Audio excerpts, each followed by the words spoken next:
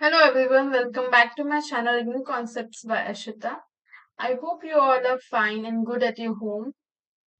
ठीक है, आज हम कवर करने वाले हैं unit number 4, that is Marxist ideology पढ़ने वाले हैं आज हम कार्ल मार्क्स। ठीक है, सबसे पहले देख लेते हैं मार्क्सिज्म है क्या। ठीक है, तो मार्क्सिज्म का मतलब खाली ये नहीं है कि जो कार्ल मार्क्स ने अपने आइडियाज दिए थे वो। ठीक है, इसमें जो अदर स्कॉलर्स हैं उनका भी कंट्रीब्यूशन हमें देखने के लिए मिलता है, including English and other Marxist scholars. ठीक है, ये एक लिविंग और इवॉल्विंग फिलोसफी है। दैट मीन्स कि टाइम टू टाइम जो है इस थ्योरी में, इस आइडियोलॉजी में चेंज होता है। ठीक है, according to time. And this ideology, this particular ideology, Marxism, is existed even before Karl Marx. यानी कार्ल मार्क्स के बर्थ से पहले भी ये आइडियोलॉजी जो है क्या करती थी, एग्जिस्ट करती थी। बट जो कार्ल मार्क्स हैं, इनका जो मेजर कंट्रीब्यूशन है इस आइडियोलॉजी के अंदर।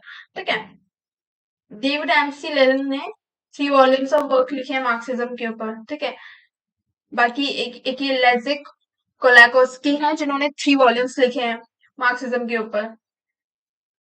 अब मैं यहाँ पे एक छोटा सा बेसिक बता देती हूँ मार्क्सिज्म है क्या बेसिकली। तो कार्ल मार्क्स ने स्टडी की सोसाइटी की। ठीक है, उन्होंने पाया कि जो हमारी सोसाइटी है जिसको मैं एस से डिनोट कर रही हूँ, इसमें जो है क्या है, डिवीजन है।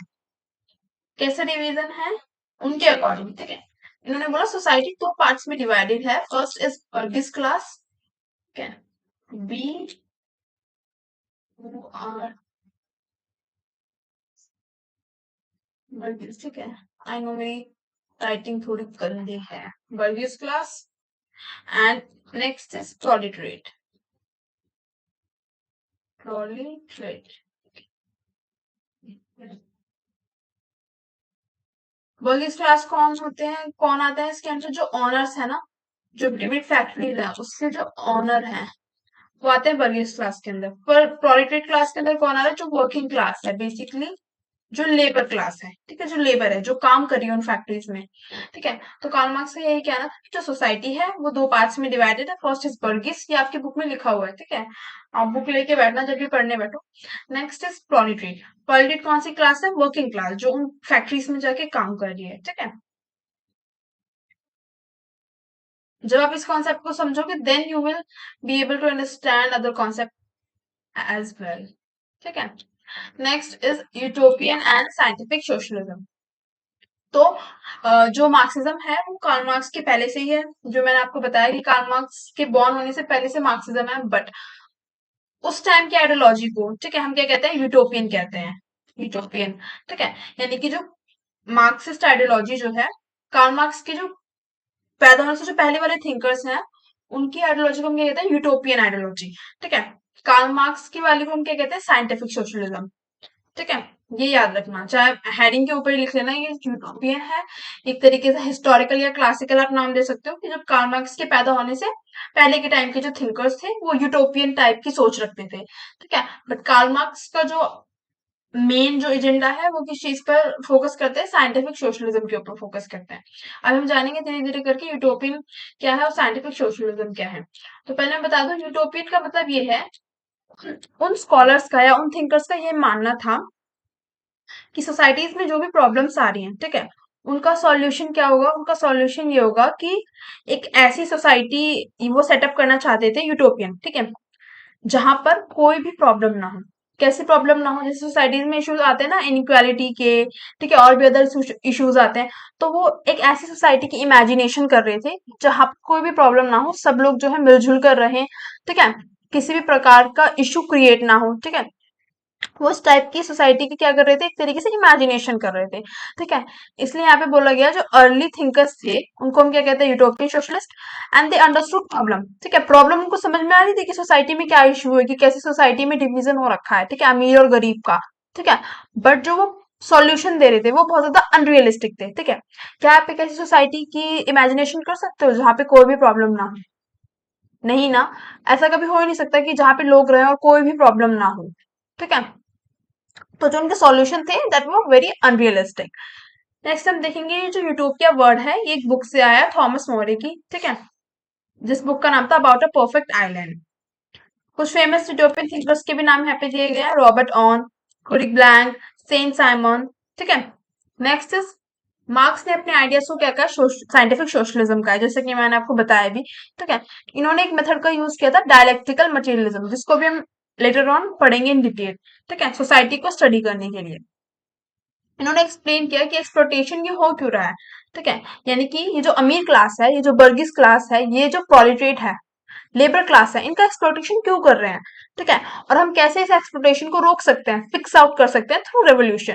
ठीक है, और जो कार्ल मार्क्स थे, इनका फाइनल गोल क्या था कि एक ऐसी फेयर सोसाइटी स्टैब्लिश करना जहां पर कोई भी क्लास ना हो। ठीक है, यानी कि कोई भी मिडिल क्लास, कोई भी अपर क्लास ना हो, लोअर क्लास ना हो। ठीक है, कोई अमीर गरीब ना हो, और किसी भी तरह का शोषण ना हो, नो एक्सप्लोटेशन। ठीक है, नेक्स्ट इज एवोल्यूशनरी सोशलिज्म। ठीक है, तो सोशलिज्म भी जो है दो टाइप के होते हैं, पहला एवोल्यूशनरी, नेक्स्ट हम देखेंगे रेवोल्यूशनरी। ठीक है, तो जो एवोल्यूशनरी सोशलिज्म में बिलीव करने वाले थिंकर्स हैं या जो लोग हैं, उनको उनका जो मेथड है, ठीक है, या उनका जो माइंडसेट है वो ये है कि सोसाइटी में अगर हमें चेंज लाना है, ठीक है, तो हम पीसफुल मीन्स से लाएंगे। मतलब अगर हम रेवोल्यूशन वाला जो मोड है उसको नहीं अपनाएंगे, हम पीसफुल तरीके से जो है चेंज लाएंगे। अब पीसफुल तरीके से कैसे चेंज आ सकता है? चेंज आ सकता है जब हम पार्लियामेंट्री और डेमोक्रेसी जैसी चीजों को सपोर्ट करें। मतलब पीसफुल मीन्स आप ऐसे दे सकते हैं, जैसे सरकार क्या करती है, ट्रैफिक, अगर कोई ट्रैफिक रूल्स तोड़ता है तो उस पर फाइन लगाती है। तो एक पीसफुल तरीका है ना। सरकार मारने तो लग नहीं जाती ना कि अगर आपने हेलमेट नहीं पहना तो आपको मारने लग जाएंगे पुलिस वाले, ऐसा तो नहीं होता, नहीं ना, आपको फाइन लगता है। तो ये क्या, एक पीसफुल तरीका है सोसाइटी में सुधार लाने का। ठीक है, नेक्स्ट इन्होंने वायलेंस को रिजेक्ट किया। ठीक है, और डिमांड की कि डिक्टेटरशिप को किसकी, प्रोलिटरेट की। डिक्टेटरशिप का मतलब क्या होता है, तानाशाही। मतलब किसकी बात सुनी जाए, किसकी चले सोसाइटी में, प्रोलिटरेट की। ठीक है, प्रोलिटरेट कौन है, और वर्किंग क्लास, वर्किंग क्लास। ठीक है, और इनका एम था एक क्लासलेस सोसाइटी स्टैब्लिश करना। क्लासलेस सोसाइटी मतलब जहां पे कोई भी क्लास ना हो, ना ही बर्गिस क्लास हो, ना ही लेबर क्लास हो, सब लोग इक्वल हों। इसके एग्जाम्पल क्या रहे हैं, Fabian socialism, guild socialism, democratic socialism. Next is revolutionary socialism. अब जो रेवोल्यूशनरी सोशलिज्म के सपोर्टर थे, उनका मानना था कि हमें violence as a means use करना चाहिए। ठीक है, फॉर सोशल चेंज, सोसाइटी को चेंज करने के लिए, सोसाइटी में जितनी भी प्रॉब्लम्स आ रही हैं उसको चेंज करने के लिए हमें क्या यूज करना चाहिए, वायलेंस का यूज करना चाहिए। अब वायलेंस मीन्स क्या होता है कि भाई हड़ताल पे बैठ जाओ। ठीक है, जो गवर्नमेंट जो ऑफिसेज होती है उनके बाहर जाके बैठ जाओ। ठीक है, अपनी डिमांड्स रखो। अब ये जो है क्लास स्ट्रगल को सपोर्ट करते थे एंड रेवोल्यूशन को सपोर्ट करते थे। क्लास स्ट्रगल क्या है, यही क्लास स्ट्रगल जो अभी हमने पहले पढ़ा कि कैसे बर्गिस क्लास जो है एक्सप्लॉइट कर रही है लेबर क्लास को, जो वर्किंग क्लास है उनको एक्सप्लॉइट एक्सप्लॉइट कर रही है। ठीक है, यही क्लास स्ट्रगल है। इन्होंने भी डिक्टेटरशिप को फेवर किया ऑफ प्रोलेटेरिएट, यानी जो एक तरीके से पावर हो वो किसके हाथ में हो, जो लेबर क्लास है, वर्किंग क्लास है, उसके हाथ में हो। ठीक है, इनका कहना ये भी था कि पीसफुल रेवोल्यूशन पॉसिबल ही नहीं है, क्योंकि देखो पीसफुली क्या आज तक क्विक रिजल्ट्स आए हैं। ठीक है, अगर हम देखें कभी भी सुधार हुआ है, जैसे कि एसिड बैन हुआ था। ठीक है, अभी भी एसिड बैन नहीं है, मिलता है आधार, चाहे बेसिकली उस उसमें कुछ रूल्स जो है सरकार ने इंट्रोड्यूस कर दिए हैं कि जो है आपको आधार कार्ड लाना पड़ेगा तब जो एसिड मिलेगा, बट मैंडेटरी कर दिया है। बट फिर भी मिल तो रहा है ना, बिक तो रहा है ना दुकानों पे। पहले तो ऐसे खुलेआम बिकता था कि ठेली पे वो जा रहा है, बे आवाज लगा रहा है कि किसी को ना तेजाब खरीदना हो तो वो चीज खत्म हो गई है, बट स्टिल मिल तो रहा है ना, है ना। तो जो पीसफुल मीन्स से जब जाते हैं तो जो एक तरीके से जस्टिस है उसे मिलने में बहुत ज्यादा टाइम लग जाता है। इसलिए जो रेवोल्यूशनरी सपोर्टर्स थे उन्होंने क्या मीन्स अपनाया, वायलेंस का मीन्स अपनाया। ठीक है, एग्जाम्पल इसका सिंडिसिलिज्म। नेक्स्ट हम देखेंगे डायलेक्टिकल मटेरियलिज्म। अब ये जो डायलेक्टिक्स का जो कॉन्सेप्ट है, ये पूरा कॉन्सेप्ट जो कार्ल मार्क्स ने हेगल से लिया है। कहाँ से लिया है, हेगल से। ठीक है, अब एक मेथड है to find out truth by clashing opposite ideas. ठीक है, तो इसमें हम तीन चीज का यूज करते हैं। ठीक है, हेगल के अकॉर्डिंग पहला थीसिस, एक आइडिया। नेक्स्ट इज एंटीथीसिस, उसका अपोजिट। ठीक है, देन साइंथिसिस, एक न्यू आइडिया कंबाइनिंग बोथ। ठीक है, कुल मिला के अगर सिंपल शब्दों में कहा जाए तो पहले हेगल क्या करते हैं, एक आइडिया सोचते हैं। ठीक है, उसके बाद उस आइडिया का पॉजिटिव और नेगेटिव ठीक है, यानी सीधा और उल्टा दोनों सोचते हैं। ठीक है, फिर दोनों को कंबाइन करके एक नया आइडिया बनाते हैं। ठीक है, ठीक है, और ये प्रोसेस तब तक चलता है जब ये जो नेगेटिव वाला एक्सपेक्ट है ना, ये प्रॉपर खत्म हो जाए। ठीक है, मतलब जो उस आइडिया में नेगेटिव एस्पेक्ट है वो प्रॉपर खत्म हो जाए। ठीक है, अब उसका मैं एक सिंपल सा आपको एग्जांपल देती हूँ। फॉर एग्जांपल, अभी मैंने क्या बताया आपको कि सोसाइटी दो क्लास में डिवाइडेड है, बर्गिस प्लस वर्किंग क्लास। ठीक है, अब ये जो वर्किंग क्लास है इसको अगर हम पॉजिटिव आइडिया मान लें, और ये जो बर्गिस क्लास है इसको हम नेगेटिव, सॉरी बर्गिस क्लास को हम नेगेटिव, और जो वर्किंग क्लास है इसको हम पॉजिटिव आइडिया मान लें। ठीक है, और इन दोनों को मिला दिया जाए तो क्या बनती है, एक अनइक्वल सोसाइटी, है ना।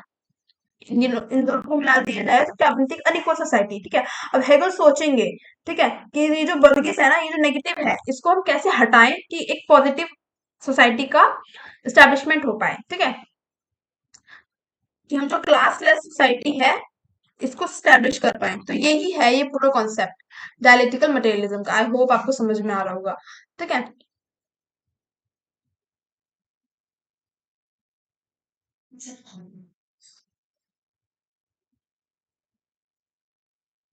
Next is materialism. मटेरियलिज्म में ये कहना था कि जो इकोनॉमी है, ठीक है, is the real foundation of life not ideas. ठीक है, ये किसका कहना था, ये कार्ल मार्क्स का कहना था। कार्ल मार्क्स का कहना था कि जो इकोनॉमी है, जो मार्केट है, वो रियल फाउंडेशन है जिंदगी की, ना कि आइडियाज। ठीक है, नेक्स्ट हम देखेंगे मार्क्स ट्विस्ट। अब ये जो पूरा हमने पढ़ा डायलेक्टिक्स, इसमें कार्ल मार्क्स ने क्या कंट्रीब्यूट किया। कार्ल मार्क्स ने बोला है कि हेगल्स ने खाली आइडियाज पर फोकस किया है। ठीक है, बट कार्ल मार्क्स ने जो है इकोनॉमिक फोर्सेस को उसमें इंक्लूड किया, मटेरियलिज्म जो मैंने भी बताया ना। हाँ, इकोनॉमिक फोर्सेस को उसमें इंक्लूड किया और ये बोला कि खाली आइडियाज ही नहीं, बट इकोनॉमिक फोर्सेस है ना, वो मेनली शेप करती है हमारी सोसाइटी को। ठीक है, अब कार्ल मार्क्स ने क्या बताया, स्ट्रक्चर बताया सोसाइटी का। पहला इज बेस। ठीक है, जिसमें बेस में क्या आ रहा है, टूल्स आ रहे हैं, टेक्नोलॉजी आ रही है। ठीक है, फोर्सेस ऑफ प्रोडक्शन हो गए, है ना, मशीन्स हो गई जो। Next relation of production. Relation मतलब क्या है कि ये जो मशीन्स हैं, ये जो टूल्स हैं, इनको कौन ऑन कर रहा है, इनका मालिक कौन है, तो कौन है, बर्गिस क्लास है। कौन है, बर्गिस। मैं बीच में रोटेट करूँ तो आपको बात समझ जाओगे कि हम बर्गिस क्लास की बात कर रही हूँ। ठीक है, तो इनका मालिक कौन है, बर्गिस क्लास है। ठीक है, अब यहाँ पे बात की इन्होंने सुपर स्ट्रक्चर की। सुपर स्ट्रक्चर में क्या है, सोसाइटी, पॉलिटिक्स, रिलीजन, वैल्यूज। ठीक है, अब कार्ल मार्क्स का ये कहना था कि जब बेस चेंज होता है, ठीक है, तो सुपर स्ट्रक्चर ऑल्सो चेंजेस। ठीक है, यानी कि अगर टेक्नोलॉजी चेंज होगी, जो सोसाइटी, पॉलिटिक्स, रिलीजन है, ये सब चीजें भी क्या होगी, चेंज होगी। ठीक है,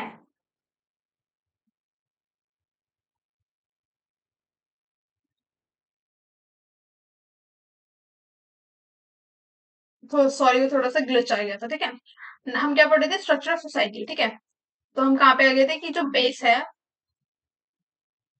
वो चेंज, जब बेस चेंज होता है तो सुपर स्ट्रक्चर में भी क्या आता है, इम्पैक्ट पड़ता है, चेंज आता है। कैसे, देखो, जब कैपिटलिस्ट सोसाइटी आई, ठीक है, एक सेकेंड, जब कैपिटलिस्ट सोसाइटी आई तब फैक्ट्रीज का हमें जो है बहुत ज्यादा देखने के लिए मिला कि फैक्ट्रीज बहुत ज्यादा लगाई जाने लगी। ठीक है, फैक्ट्रीज खुलने लगी बहुत ज्यादा।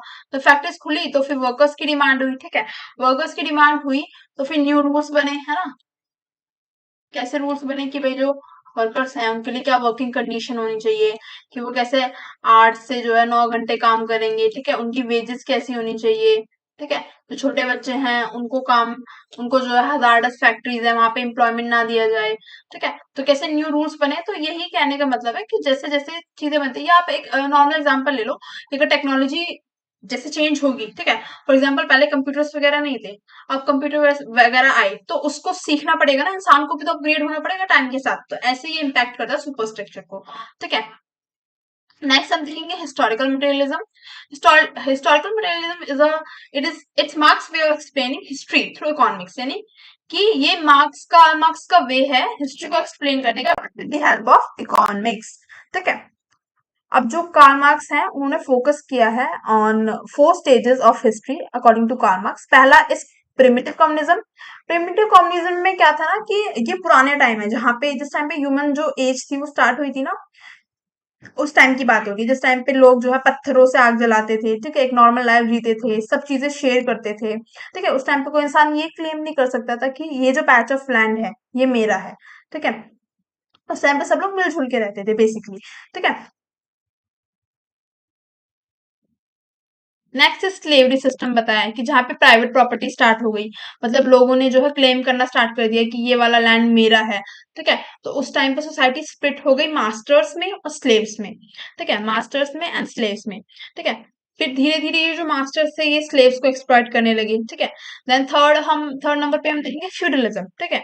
अब धीरे धीरे टाइम के साथ फ्यूडलिज्म आया, ठीक है। फ्यूडलिज्म में लैंड बन गया मेन सोर्स ऑफ वेल्थ, यानी कमाई का धंधा बन गया खाली लैंड, ठीक है। तो उस टाइम पे सोसाइटी डिवाइड्स हो गई फ्यूडल लॉर्ड्स और पीजेंट्स में। अभी फ्यूडल लॉर्ड्स कौन होते थे? जिनके पास बहुत बड़ी बड़ी जमीनें होती थी, ठीक है, बहुत बड़े बड़े खेत होते थे। इन खेतों पे कौन काम करते थे? पीजेंट्स काम करते थे।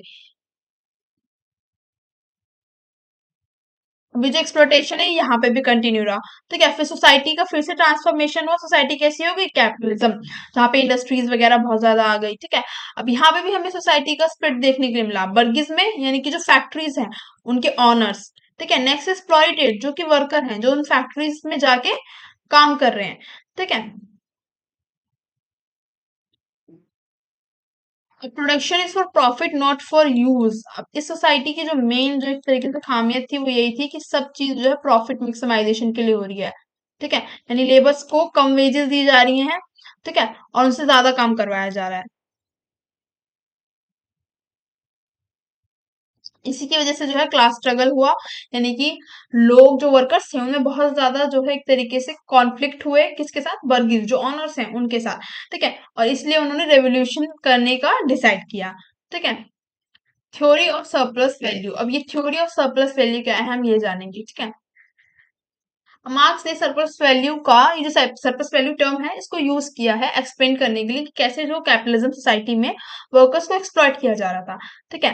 कुल मिला के यहाँ पे कार्ल मार्क्स ने ये बोला है कि जो वर्कर है, ठीक है, वो जो है ज्यादा वैल्यू क्रिएट करता है प्रोडक्ट की, ठीक है, बट उसको लेस वेजेस मिलते हैं, ठीक है। ये हम आगे देखेंगे।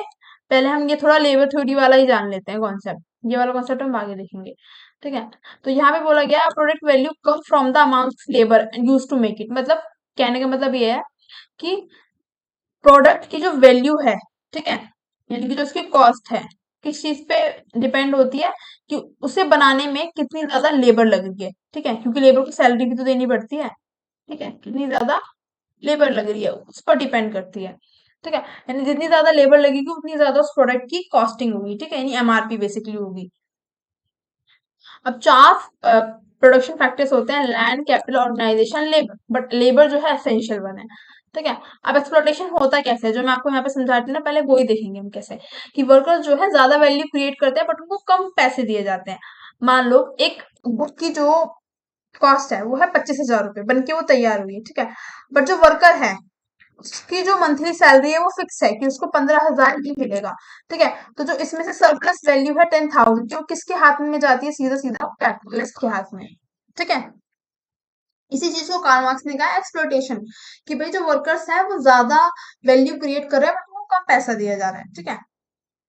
अब ऐसा क्यों हो रहा है? ये हो रहा है कैपिटलिज्म की वजह से, क्योंकि कैपिटलिज्म सोसाइटी में जो लोग हैं, जो जो वर्गीज क्लास है, वो किस चीज पे फोकस कर रही है? ज्यादा से ज्यादा प्रॉफिट कमाने पे, ठीक है, ना कि जो वर्कर्स हैं उनका वेलफेयर देखने में, ठीक है। वेजेस कम हो रहे हैं, क्यों? क्योंकि बहुत ज्यादा कंपटीशन है मार्केट के अंदर, ठीक है। अगर हम अपनी नॉर्मल लाइफ में भी देखें तो आप कैसे देख रहे हैं ना कि वॉकिंग डिस्टेंस पे दुकानें खुली हुई हैं। पहले के टाइम में क्या होता था? पूरे गांव में एक या दो दुकान होती थी, ठीक है।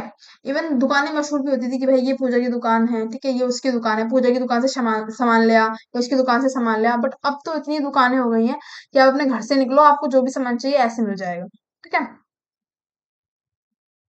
अब टाइम टू टाइम जो वर्कर्स हैं वो गरीब होते गए और जो कैपिटलिस्ट है वो रिच होते गए। क्यों? क्योंकि जो कैपिटलिस्ट है वो मैक्सिमाइज कर रहे हैं अपना प्रॉफिट, जो वर्किंग क्लास है उनको एक्सप्लॉइट करके, ठीक है। अब क्लास स्ट्रगल क्या है? अभी हमने बहुत सारे टाइप्स पढ़े सोशलिज्म के, ठीक है। सॉरी सोशलिज्म के नहीं, कम्युनिज्म के। ठीक है, तो हमने क्या देखा कि जो प्रिमिटिव कम्युनिज्म है, खाली हमने वहीं पर देखा, प्रिमिटिव टाइप में हमने खाली देखा कि कैसे जो लोग हैं, जिस टाइम पे ह्यूमंस जो है स्टार्ट, ह्यूमन एज स्टार्ट हुई थी एक तरीके से। ठीक है, तो किस टाइप से उस टाइम पे जो लोग हैं मिलजुल के रहते थे, ठीक है, हर चीज को शेयर करते थे। बट आज के उसके बाद आज के टाइम में भी है, उसके बाद के जितने टाइम देखे हमने, एक मिनट में आपको स्लाइड दिखा देती हूँ।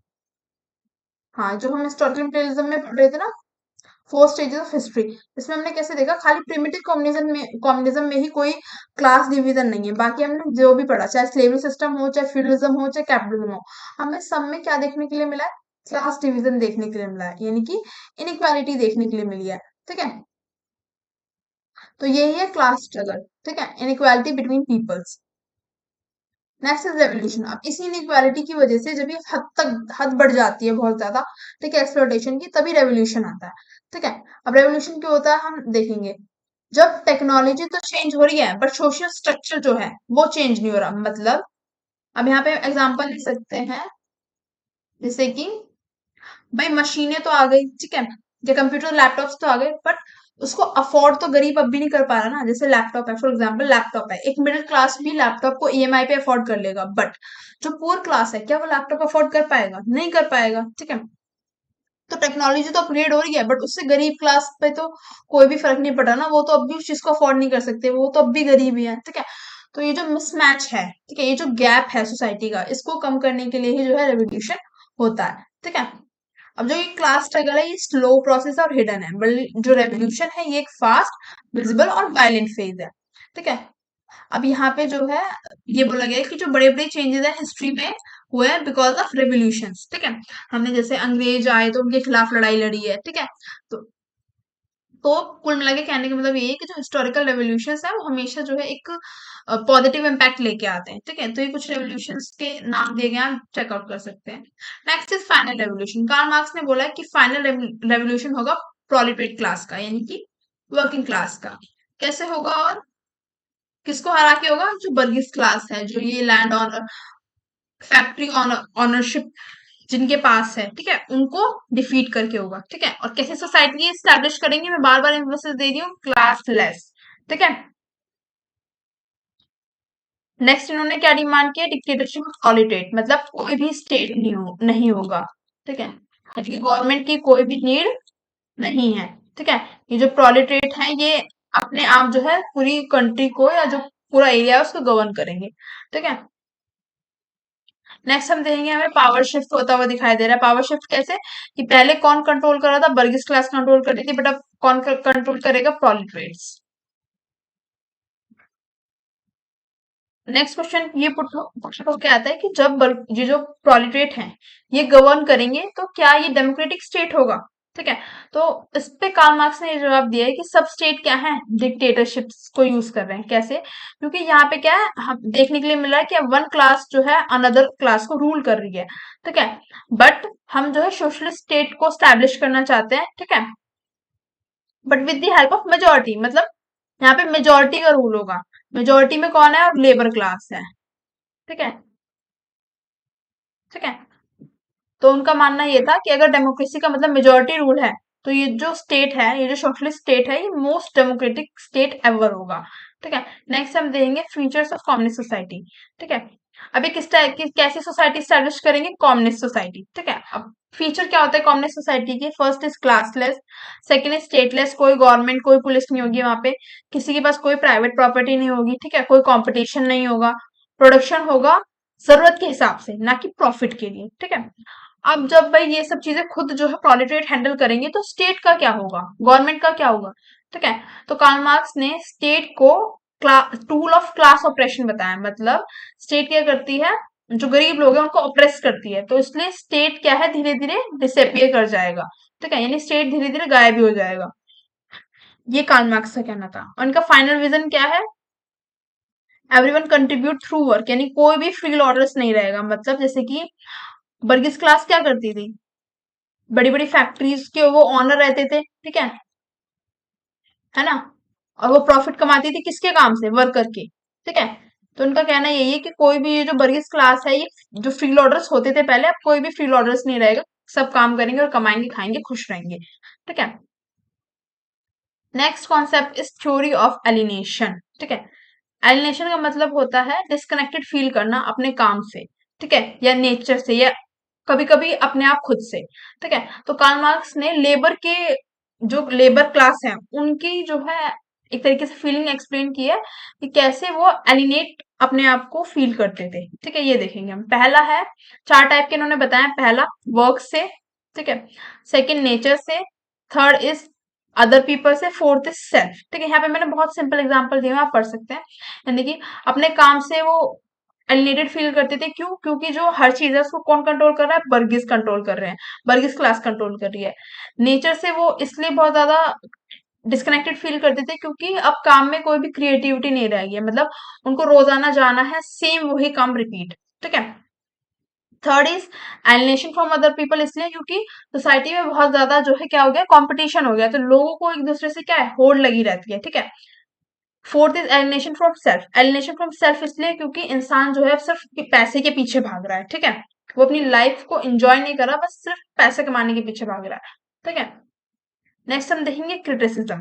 ठीक है, क्रिटिसाइज किया गया है अब कार्ल मार्क्स की जो बातें हैं उनको क्यों किया गया है। पहला, कार्ल मार्क्स ने मिडिल क्लास को तो इग्नोर ही कर दिया। ठीक है, बल्कि मिडिल क्लास उस टाइम पे बहुत ज्यादा परसेंटेज में था, ऐसा अदर स्कॉलर्स का कहना है। ठीक है, नेक्स्ट, कार्ल मार्क्स के फेल प्रिडिक्शन, मतलब कार्ल मार्क्स ने बोला था कि जो कैपिटलिज्म है would collapse due to its contradiction, यानी कैपिटलिज्म में बहुत ज्यादा खामियां हैं, इसकी वजह से कैपिटलिज्म कोलैप्स कर जाएगा। बट हम अभी भी देखें, अगर नाउ टाइम भी देखें 2025 में भी जो कैपिटलिज्म सोसाइटी है अभी भी, ठीक है,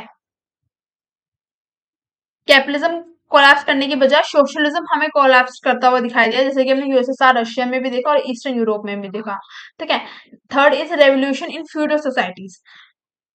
कार्ल मार्क्स ने बोला था कि जो revolution would happen in advance capital societies. Karl Marx का मानना था कि कैपिटलिस्ट सोसाइटीज में रेवोल्यूशन आएगा, ठीक है, कि लोग डिमांड करेंगे कि कैपिटलिस्ट सोसाइटी जो कैपिटलिज्म है इसको हटाओ। बट हमें फ्यूडल सोसाइटीज में रेवोल्यूशन देखने के लिए मिलता है, जैसे कि रशिया हो गई, चाइना हो गई, क्यूबा हो गई। ठीक है, fifth point is the state did not विदर away, यानी कि जैसे हमने पहले, मैंने आपको बताया कि कार्ल मार्क्स का ये कहना था कि स्टेट का काम जो है ना के बराबर हो जाएगा और धीरे धीरे टाइम के साथ स्टेट क्या हो जाएगा, डिसअपियर हो जाएगा, खत्म हो जाएगा। बट ऐसा कुछ नहीं हुआ। स्टेट जो बल्कि बहुत ज्यादा स्ट्रॉन्गर हमें दिखाई दिया, स्टालिन का जब रूल था यूएसएसआर में और माओ का जब रूल था चाइना में। ठीक है, और जो उनका ड्रीम था कि हम स्टेटलेस सोसाइटी स्टैब्लिश करेंगे, वो कभी हुआ ही नहीं, अचीव नहीं हुआ कभी भी। Next is contemporary relevance of Marxism, मतलब आज के टाइम में मार्क्सिज्म का क्या रेलेवेंस है, हम इसे क्यों पढ़ रहे हैं। तो पहला, ये हेल्प करता है as a tool for social analysis, यानी अभी भी जो समाज में इनइक्वालिटी है, जो एक्सप्लोटेशन हो रहा है, उसको एनालाइज करने में हेल्प करता है। नेक्स्ट, ये जो ऑप्रेस पीपल है उनकी आवाज है, जो गरीब लोग हैं, जो मार्जिनलाइज लोग हैं, उनकी आवाज है। ठीक है, और कार्ल मार्क्स की जो आइडियोलॉजी है ये बहुत सारे मूवमेंट्स को भी क्या करती है, इंस्पायर करती है, जो कि बेस्ड होते हैं जस्टिस और इक्वालिटी पे। ठीक है, थर्ड, ये लिबरलिज्म को बैलेंस करता है। ठीक है, इसीलिए। Fourth, not dead just evolve. ठीक है, बहुत से लोगों का मानना ये है कि जो कार्ल मार्क्स की पूरी थ्योरी है डेड हो चुकी है, बट ऐसा कुछ नहीं है, ये टाइम टू टाइम इवॉल्व हुई है। ठीक है, जो क्लासिकल मार्क्सिज्म है, ठीक है, वो अभी भी वैल्यू अपनी होल्ड करता है एज यूजुअल। ठीक है, यानी लोग अभी भी इसको रिलेवेंट मानते हैं। ठीक है, अब एंड में मैं बता देती हूँ मोस्ट इंपॉर्टेंट पार्ट, इसमें से 20 मार्क का 110% आना है एग्जाम में। ठीक है,